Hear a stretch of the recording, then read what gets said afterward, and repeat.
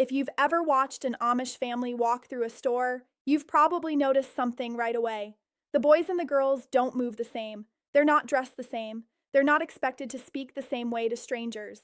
And if you grew up outside of it, it can make you wonder, are Amish daughters treated differently than sons? Like, for real? Or is it just the clothes and the vibe? So in this video, I'm going to answer it straight.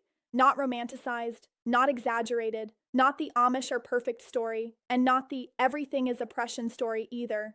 Just what the differences usually are, where they come from, what's fair about it, what isn't, and why it can feel so confusing when you're looking in from the outside. My name is Eliza. I'm an ex-Amish girl from Pennsylvania, and I'm going to talk about this in a way that's honest because the truth is, the answer is yes, daughters and sons are treated differently, but not always in the way people assume.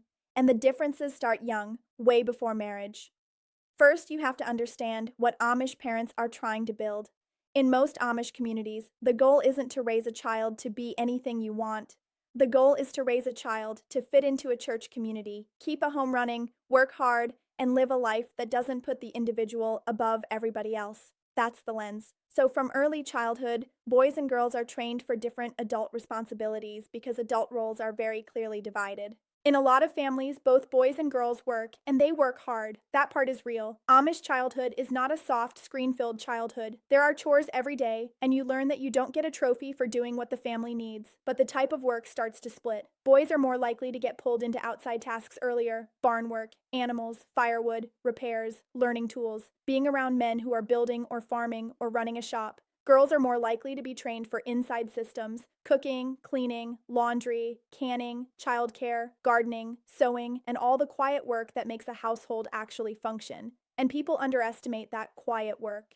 If you've never had to feed a big family 3 times a day without convenience food, keep things clean, preserve food, and help younger siblings, you don't realize it's nonstop. It's real labor. It's just not public labor. School is another place where people assume there's a huge difference, but it's more complicated. In many Amish communities, boys and girls go to the same one-room schools and finish at about 8th grade. The classroom work is basically the same: reading, writing, math, practical basics. The bigger difference is what happens after school and what the education is preparing you for.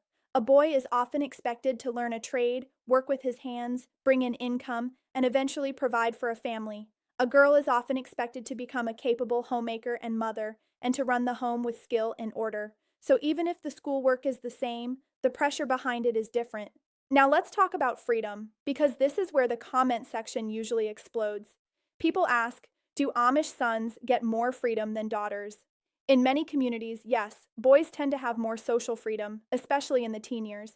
Not because parents love sons more, but because girls carry the reputation risk harder. In a conservative community, a girl's reputation can affect marriage prospects and how she's viewed by older women and church leaders, and the judgment can be sharper.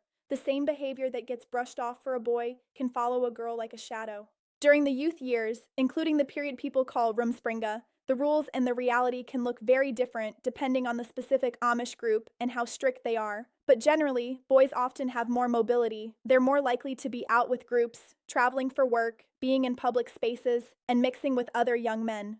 Girls can have youth groups too, and plenty of Amish girls socialize, but they're often more closely watched, more tied to home responsibilities, and more expected to stay safe in a way that can feel like control. And here's something outsiders miss: that protection can be real protection. The world is not gentle to Amish girls. When you look visibly Amish, you can become a target for jokes, staring, harassment, even people taking photos without consent. Families know that. So part of the stricter boundary around girls is a response to what happens when you step into the non-Amish world. Now, marriage. This is where the differences become the most official. In most Amish communities, men are considered the religious head of the home, and the public leadership in church is male.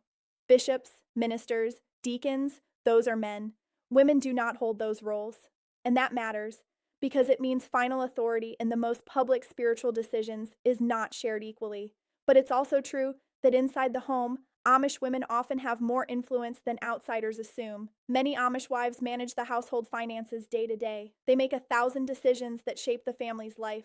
they discipline children, they decide what comes into the house, what's served, what's taught, what's allowed. And in plenty of families, a husband who ignores his wife's intelligence is going to have a miserable home because Amish life depends on cooperation. So you can have a system that is formally patriarchal while practically more balanced in daily power than people expect. Still, the overall expectation is different. A son grows up with the idea that he will provide and lead. A daughter grows up with the idea that she will support, nurture, and hold the home together. That doesn't automatically mean she's weak. It means her success is measured differently. Money is another big one.